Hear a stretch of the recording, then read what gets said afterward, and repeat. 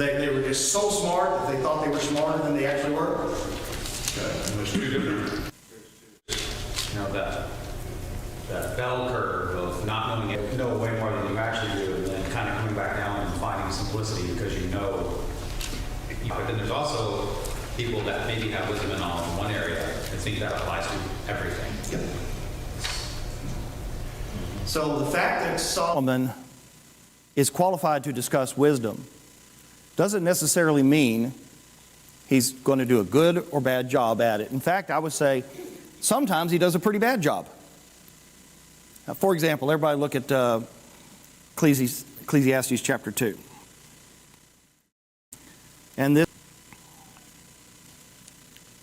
I explored with my mind the pool of wine on my body, my mind still guiding me with wisdom. Sometimes I think people think that they're a little bit better than what they really are, because when people are examining and testing the pool of alcohol on their body, one of the first things to go is to what? What's one of the first things to go when you drink alcohol? Restraint, inhibition, judgment, yes, all those things. So when we're going to look at what he said about wisdom, but we still got to guide that, because this man is not always making the best decisions. If he was making the best decisions, would he have done some of these experiments that he did? He really wouldn't. I mean, how many of you would think that it's really wise for somebody to go, you know what? I think one of the best things I can do is I need to get drunk so I can understand what it feels like.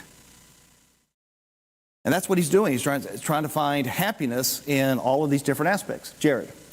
I kind of disagree with that interpretation of verse 3. To me, it seems like he's saying, I'll make a modern analogy, because I see this especially in some of the tech circles. Some people are playing with the idea of microdosing.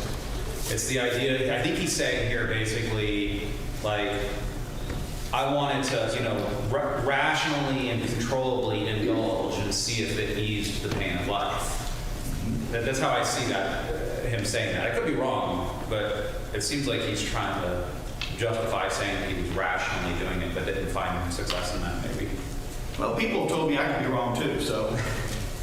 But yes. Maybe then he's a bundle of contradictions of sort, because don't forget that, like, for instance, in Proverbs 20, verse 1, he would say that wine is a mocker, strong drink is a brawler, and whoever is led astray by it is not wise.